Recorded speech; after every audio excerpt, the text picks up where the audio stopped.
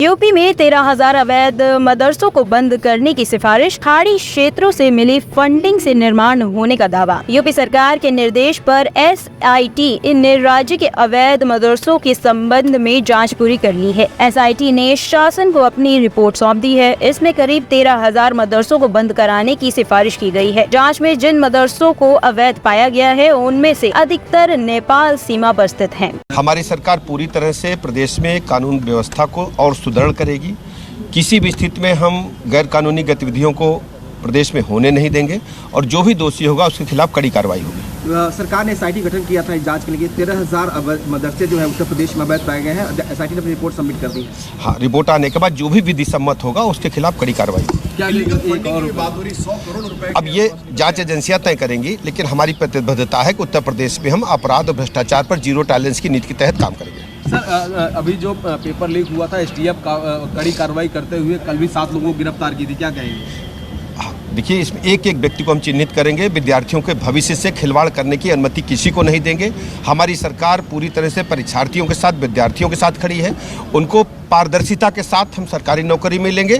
किसी भी स्थिति में हम इस प्रकार की कोताही को बर्दाश्त नहीं करेंगे, चाहे अधिकारी हों या जो इस प्रकार के पर्चा लीक कांड में शामिल निजी व्यक्ति हैं, उनके खिलाफ कड़ी कार्रवाई होगी। पैकेज की बात कर रहे हो, लोकतंत्र बचाने के लिए इंडिया गठबंधन NDA परिवार को जिताएं, यही आह्वान समाजवादियों की तरफ से।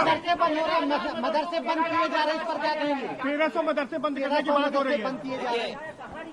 हमारे उत्तर प्रदेश में और देश में ये आजादी थी कि संस्कृत पढ़ाई जाए, मदरसों में पढ़ाई उनके हिसाब से की जाए। मदरसा बोर्ड है और जिन परिस्थितियों में संस्कृत बोर्ड बना होगा, संस्कृत विद्यालय बने होंगे, ये केवल मदरसे बंद नहीं कर रहे हैं, ये संस्कृत के विद्यालय भी बंद कर रहे हैं। जो सुविधाएं नेताजी ने, समाजवादियों ने संस्कृत के शिक्षकों के लिए, गुरुओं के लिए या संस्कृत की संस्थाओं के लिए दिया था, उसको भी छीन रहे हैं। ये भारतीय जनता पार्टी केवल एक समाज की दुश्मन नहीं है, ये देश को दुश्मन है, देश की। अच्छा, AIMIM लगातार मुस्लिम वोटों का डर दिखा रही है। AIMIM लगातार मुस्लिम वोटों का। देखिए, आपको फिक्र इस बात की करनी चाहिए कि भारतीय जनता पार्टी की सरकार में, क्योंकि प्रयागराज कोई वो स्थान नहीं है जिससे कि पत्रकारों को हमें समझाना पड़े। यहाँ के बहुत जागरूक पत्रकार हैं। सोचो, चीन की सीमा पर रिजांगला थी। रिजांगला हमारे जवानों के स्मारक बना हुआ था।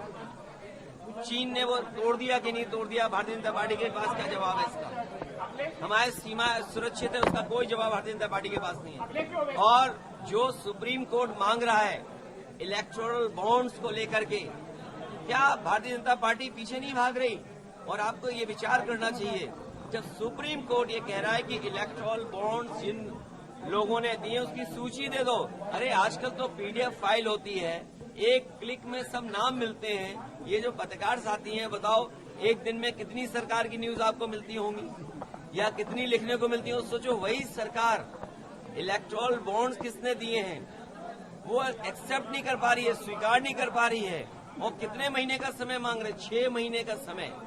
इससे बड़ा भ्रष्टाचार कोई नहीं हो सकता है। जो सुप्रीम कोर्ट अगर कोई सूची मांग रहा है उससे सरकार भाग रही हो, चिंता का विषय है।